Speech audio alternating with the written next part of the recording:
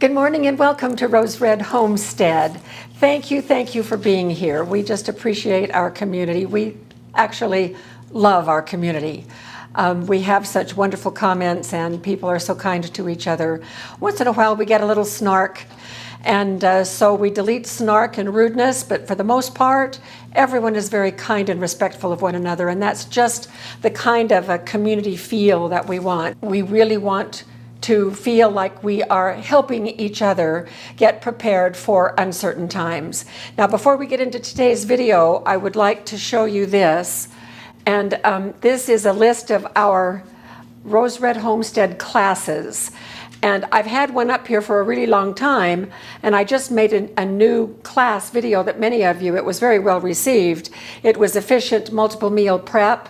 And so I needed to make a new list and realized that I had forgotten on the original one, basic menu planning. So here's a list of all of our classes: apple pie from scratch, success with biscuits, basic menu planning, making and preserving cream soups, safely adjusting tested recipes, sprouting wheat for flour and bread, how to organize anything, efficient multiple meal prep.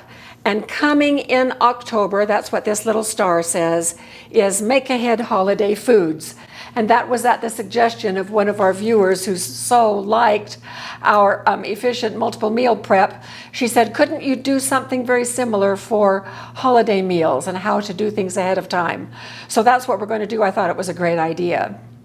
So let's just launch right into today's video. So this time we're going to be making chicken chili verde from this book. This is the all-new Ball Book of Canning and Preserving.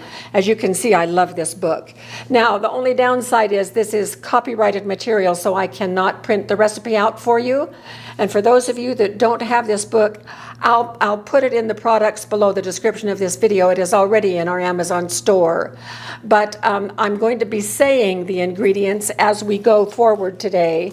And I have done a couple of little adjustments, but I will be telling you what the recipe says and then how I'm going to be adjusting it. And so you may be able to just jot it down as we go.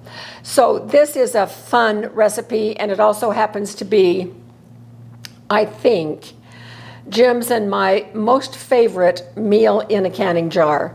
Already canned and ready to just pop into a pan, heat up and eat. You can eat it over rice, or you can just eat it plain, like sort of a soup the way we do, but it's good any way you eat it. I have the ingredients all prepared here so that you don't have to watch me slice and dice things, so it's going to go very fast. Now, what the recipe says is to mix, after you gather everything together, to mix everything together, and you don't have to heat it in advance. This is a raw pack. And then you have to divide it and put it into 4-quart jars.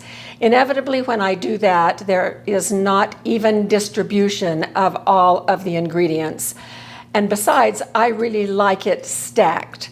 It looks so pretty in the jars stacked, so that's what we're going to do. I have my jars over here in hot water, so I'm just going to pull them up one at a time. And we are going to start. You notice that I have things in 4s. Now, the recipe calls for 1 pound of chicken chunks.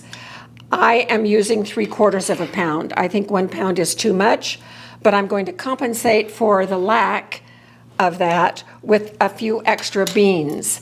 And so it calls for 1/2 cup of beans. So I'm going to do a heaping of beans plus a few more to compensate for that missing chicken. Then I'm going to put in 1/2 cup of sliced green onions. Isn't this shaping up to be pretty? It looks very nice. Thank you for my one-band fan club over there. So this is 2 tablespoons of chopped cilantro, a clove of garlic, and this is half of the amount of jalapeno, pickled jalapeno called for. It calls for 2 tablespoons, and this is per quart. This is per quart what I'm giving you. So let's put all of those things in.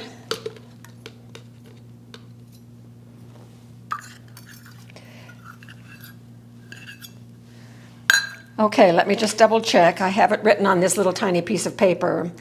Per quart jar, 1 pound of chicken cut in chunks. I use 3/4 of a pound. 1/2 cup of white beans. I use close to a cup of beans. 1/2 cup green onions, 1/2 cup roasted salsa verde. Aha! This is the roasted salsa verde that we canned very recently. And oh my goodness, it is so good. So I need 1/2 cup of this going in.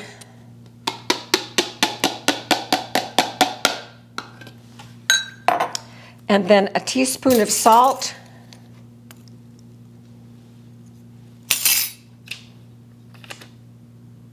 And we got everything else.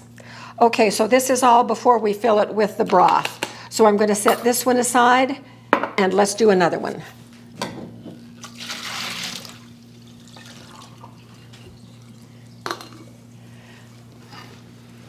So I'll say the ingredients again per quart as in the recipe. 1 pound of chicken,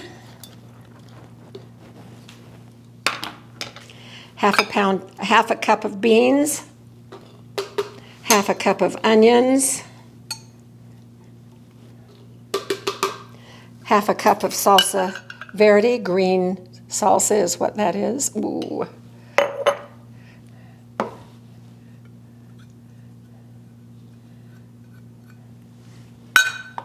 Teaspoon of salt,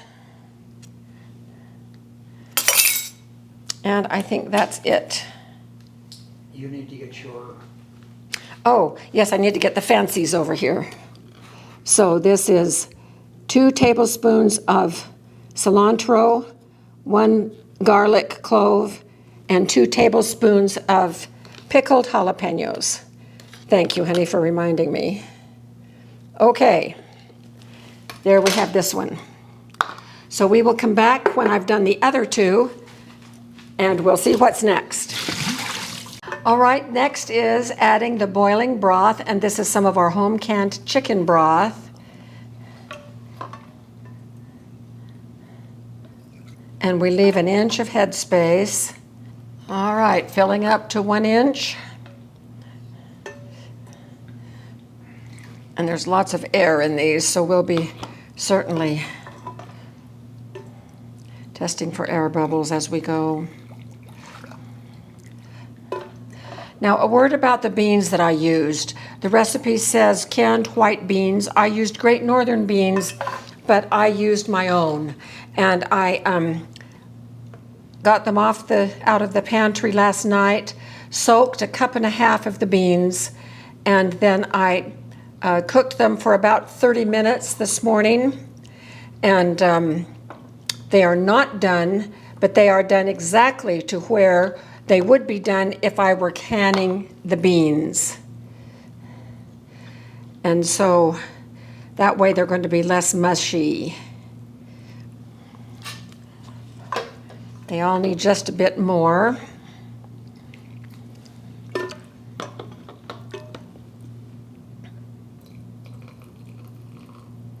It is so nice having home canned chicken broth. All right, I have a paper towel here that is dampened with vinegar to cut any grease from the chicken or from the broth. And then we have our lids right here. And my canner is ready. It has a rack in the bottom and 2 quarts of water in the bottom as per the instructions. The jar is way hot, but I can hold it by the lid and be okay for a moment or two until that heats up as well.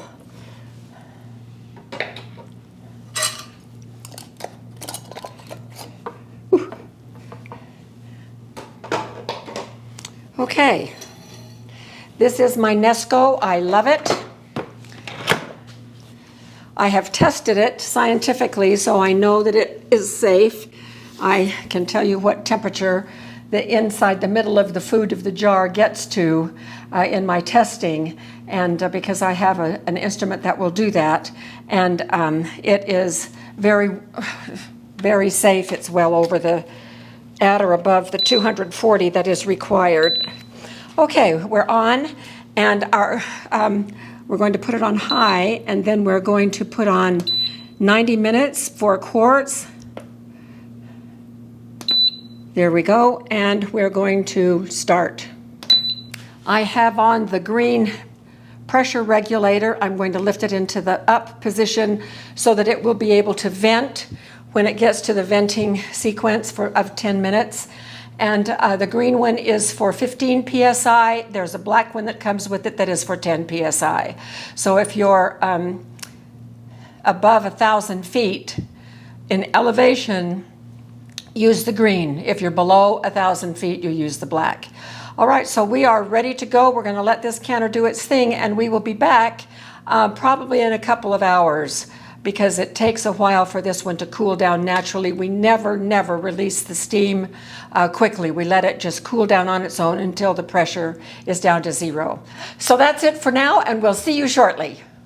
The pressure dropped to 0 about 5 minutes ago. I've let it sit. I undid the seal here, and now I'm just going to raise the lid.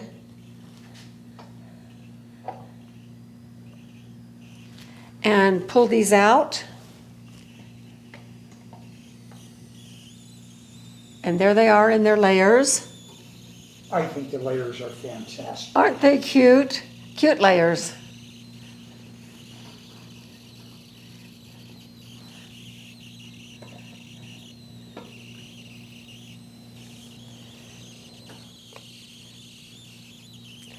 Super hyper boiling right now.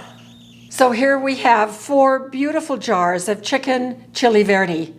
And this is one of our, as I mentioned before, one of our favorite meals in a jar. So Jim, are you excited to have these back on our shelf again? Oh, definitely I am. I'm going to have to hide a couple of them. At least, otherwise I'll eat them for lunch.